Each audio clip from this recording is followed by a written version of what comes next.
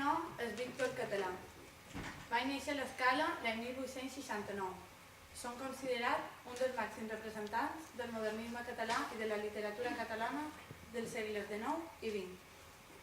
La meva obra mestra, Solitud, va ser premiada als Jocs Florals de Barcelona i ha esdevingut un text clàssic de la narrativa catalana.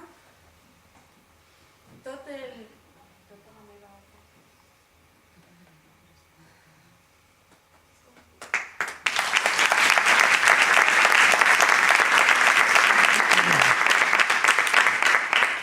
Tota la meva obra està marcada per la crueltat, la violència, l'amor i l'embolliment. Això dona aquest caràcter tan viril als meus textos.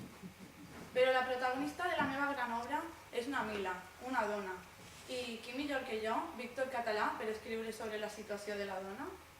Però jo vaig començar a escriure molt abans, quan la literatura era cosa d'homes.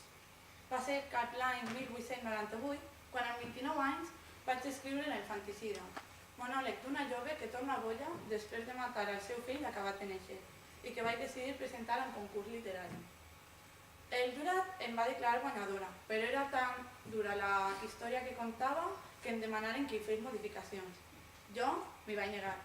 L'escàndol va arribar quan el jurat va descobrir que l'autor era autora. Mai més vaig utilitzar el meu nom. Caterina Albert es convertí en Víctor Català.